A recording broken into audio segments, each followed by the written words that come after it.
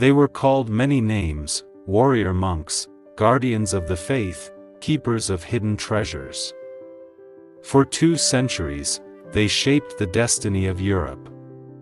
Their Red Cross banner flew over deserts and cathedrals, over gold and blood. But when their power became too great, the world turned against them. This is the story of the Knights Templar, an order born from faith, consumed by greed, and buried in secrecy. 1,000 years later, their name still echoes through history, linked to the Holy Grail, the Freemasons, and lost riches beneath the Temple Mount. But the truth is even stranger. Jerusalem, 1119 AD. The First Crusade has ended.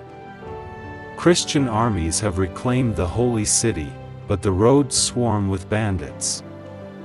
9 knights, led by a French noble named Hugues de Payens, take a solemn vow before the Patriarch of Jerusalem. They promise to protect pilgrims traveling to the Holy Land, even if it costs their lives. Their quarters? A wing of the old Temple of Solomon. Their name? Poor fellow soldiers of Christ and of the Temple of Solomon, the Knights Templar. They owned nothing. They begged for food. Yet, within a generation, kings would kneel before them. Word of their courage spread like wildfire across Europe. In 1129, the Church officially recognized them.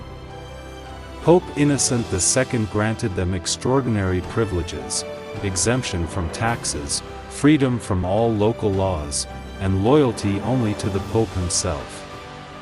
The Templars became an army unlike any other, disciplined, fearless, and guided by divine purpose. Every man wore a white mantle with a crimson cross, symbolizing purity and sacrifice. As crusades raged on, the Templars built fortresses, guarded trade routes, and commanded fleets that sailed from France to Palestine. With each victory, gold poured in, land donations, tributes, and gifts from grateful kings. The poor monks had become a power that even monarchs feared. To understand their power, you must understand their discipline. The Templar rule, written under Saint Bernard of Clairvaux, demanded obedience, chastity, and poverty. They could not swear, gamble, or even hunt for pleasure. Meals were silent. Armor was never decorated. Their beards were never shaved. They prayed 7 times a day, slept in their armor, and rode into battle to a horse, a symbol of brotherhood and humility. To break the rule was to risk expulsion, or worse. With faith as their weapon, they conquered wealth itself.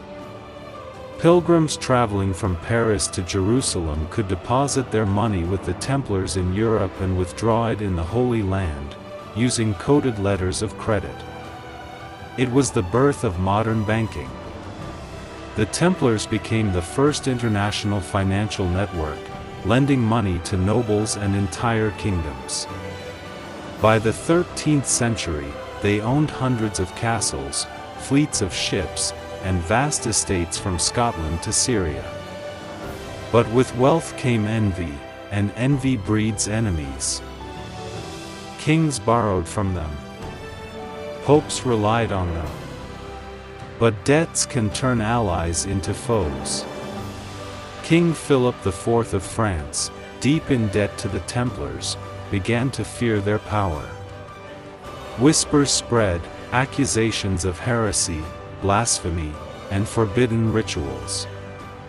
The Templars were said to spit on the cross, to worship a mysterious idol called Baphomet. Most of it was rumor. But rumor, in politics, is a weapon sharper than any sword. Friday, October 13, 1307. At dawn, royal soldiers stormed every Templar house in France. Grand Master Jacques de Molay was dragged from his bed and chained. Thousands were arrested, accused of heresy, corruption, and witchcraft. Under torture, confessions poured in, most false, but enough to damn the order. Pope Clement V, pressured by Philip, dissolved the Templars in 1312. Their lands were seized. Their treasures vanished. Friday the 13th would forever be cursed. Years of interrogation followed. Templar knights were burned at the stake, their ashes scattered to the wind. In 1314, Jacques de Molay, the last Grand Master, was led to the flames on an island in the Seine. As the fire rose, he cursed the king and the pope, summoning them to God's judgment within a year. Both men died soon after. Legend says the curse of the Templars had begun. The order vanished, but its shadow remained. Some knights fled to Scotland, Portugal, and Switzerland.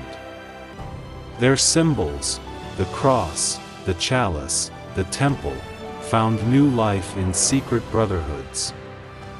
Centuries later, whispers connected them to the Freemasons, the Rosicrucians, even to explorers of the New World. Stories spoke of hidden treasure beneath Rosslyn Chapel or the Temple Mount. But whether those treasures were gold or knowledge, no one knows. The Knights Templar were warriors of faith who became victims of power. They began as guardians of pilgrims, and ended as martyrs of politics. Yet their ideas, discipline, brotherhood, service, survived.